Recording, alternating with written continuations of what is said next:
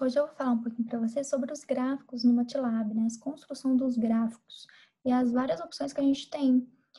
Depois que eu fiz esse curso lá na Dinamarca, eu parei de fazer meus gráficos no Orange ou no Excel. Eu só faço no MATLAB, porque é bem mais simples do que a gente ficar passando os dados do MATLAB para o Orange e construindo os gráficos lá. Então, eu vou passar algumas dicas, né, algumas coisas que eu venho utilizando bastante, para vocês verem como que é mais ou menos. Então, por exemplo, quando a gente quer construir algum gráfico, né, e a gente quer mudar alguma configuração, por exemplo, o tamanho da linha, a cor da linha. Então, por exemplo, a gente sempre tem que colocar, por exemplo, aqui, ó, plot x, y, vírgula, property name, property value, sempre. Então, a gente tem que colocar, por exemplo, eu quero mudar a cor. Então, aqui, ó, entre aspas, color, vírgula, entre aspas, R de red. Ou você pode simplesmente escrever red. Mas quando a gente quer mudar, por exemplo, alguma coisa em número, a gente não coloca entre essas aspas simples, né? Então, aqui, ó, o property name, o line width, que é a largura da linha, e o property value sem a aspas, porque é um valor. Então, a gente pode fazer várias coisas no mesmo gráfico. Então, aqui a gente quer, além da cor, vírgula, o outro property name, por exemplo, a largura da linha aqui, vírgula 5. A gente pode fazer várias coisas no mesmo gráfico. Aqui eu quero mostrar o doc, primeiramente, para vocês verem as várias opções que a gente tem. Aqui, ó, nós temos uma descrição dos gráficos. Aqui nós temos vários exemplos. É muito útil, porque às vezes a gente está procurando um jeito de fazer um gráfico e a gente pode até achar nesses exemplos do doc. Ó, diferentes linhas, né? As linhas pontilhadas. Nós temos marcadores também, ó, diferentes cores.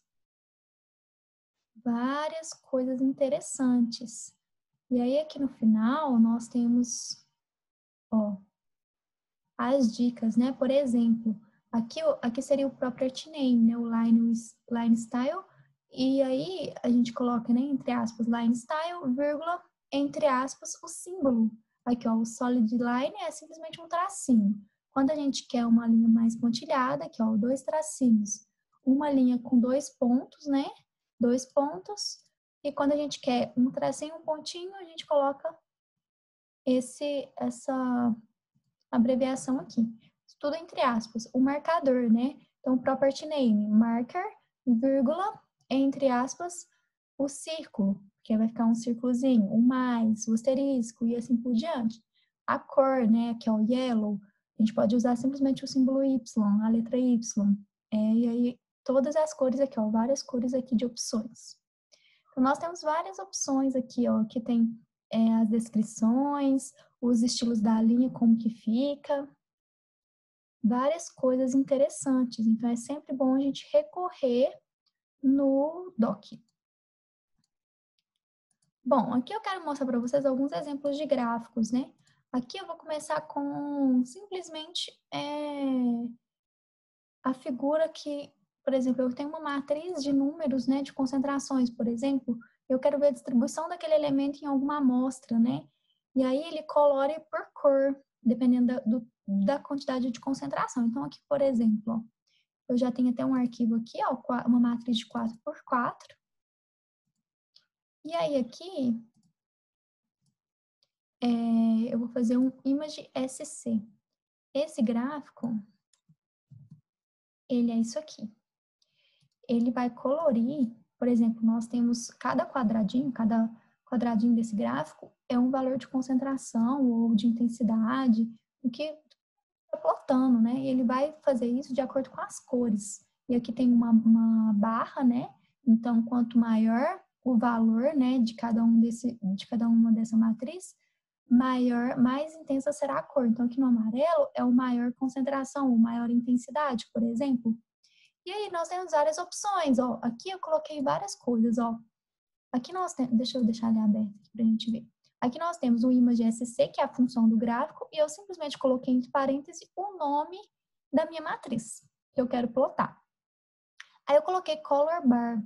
O color bar é essa barrinha aqui, ó, que é a quantidade, né? Então, quanto maior o valor dessa matriz, a cor vai ser em amarela. Aqui em azul escuro seria o menor valor. Então, a gente tem que ter sempre esse color bar para a gente ver o que são essas cores, né? A numeração dessas cores. Qual que é o mais intenso, né? Qual que é o mais concentrado, por exemplo. E aí, nós temos aqui, ó, eu coloquei uma legenda aqui no X e uma legenda aqui no Y. Então, ó, X-Label. Então, para a gente colocar a legenda, a gente simplesmente digita X-Label entre parênteses e entre aspas simples, rows, que é o nome do que eu quero colocar aqui embaixo. Y-Label, a mesma coisa, que é ó, colunas. Eu quero colocar o nome colunas. Eu posso escolher qualquer coisa, né? O X-Ticks, ou seja, eu quero que ele coloque um eixo aqui, ó, de 1 por 1. Aqui eu fiz, ó, entre parênteses, entre colchete, porque ele vai de 1 até 4, mas variando de 1 em 1. Se eu quisesse colocar, por exemplo, variando de 2 em 2, se eu tenho um eixo muito grande, e às vezes eu colocar muitos números, fica muito apertado, eu quero pular, né, a posição, eu simplesmente posso colocar aqui, ó, 2, por exemplo, ele vai pulando de 2 em 2. E assim por diante. Isso aqui é os incrementos, né? Vocês lembram lá atrás que eu ensinei, né, a fazer o vetor ou matriz de incrementos, né? O y-tix, a mesma coisa. Aqui eu quis de 1 até 4, pulando de 1 em 1, eu quero que mostre os eixos aqui, né? E o título, eu coloquei também um título aqui, né, entre parênteses e entre aspas simples, distribution, né? Que é, sei lá, a distribuição de algum elemento, você pode colocar o título que você prefere. Aqui eu achei interessante, o default desse tipo de gráfico, ele vai plotar de acordo com a sua matriz. Então, ele vai começar do 1, a sua matriz aqui é de 4 por 4, ele vai colocar cada um desses quadradinhos é o valor que está naquela matriz. Mas tem alguns gráficos que o default começa aqui no eixo aqui embaixo. Então, aqui seria, sei lá, 1, 2, 3, 4. Aqui, ó. E já nesse, né, o default já começa de cima, né, do topo pro final. Já alguns começam aqui do fundo pro topo, né? Então, por exemplo, aqui, ó.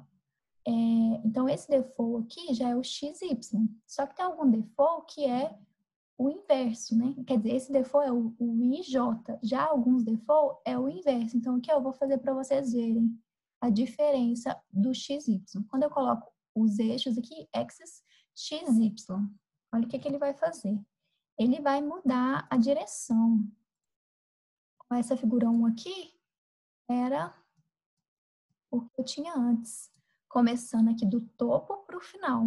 Aí, quando eu coloco aqui, ó, o eixo aqui, ó, axis XY, ele começa do final para o topo aqui, ó, 1, 2, 3, 4. Viram que mudou, né, as cores, porque meio que a matriz inverteu. Só que esse modelo aqui, ó, da figura 2, começando do fundo para o topo, são alguns default de alguns gráficos.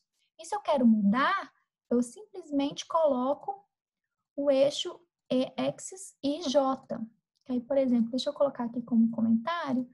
E aí, se eu coloco tudo isso, ó, começa do topo para o final. Então, lembrando, né? Se eu quero começar do topo para o final e ele me dá o inverso, é simplesmente eu colocar aqui, ó, axis e J, que é uma direção reversa, né? Do topo para o final. E do final para o topo é o axis x, y. Então, isso é interessante, né? Às vezes algum gráfico tem um default diferente do outro, igual esse image SC, o default dele já é o IJ, que é a direção reversa da maioria dos outros gráficos. Bom, tem vários outros exemplos, eu vou fazer outros vídeos para esse não ficar tão longo, e aí a gente se encontra no próximo vídeo então. Pessoal, espero que vocês tenham gostado desse exemplo do image SC, que é bem útil quando a gente quer colocar, visualizar os dados em cores, né, em diferentes cores. Então, é bem útil. Até o próximo.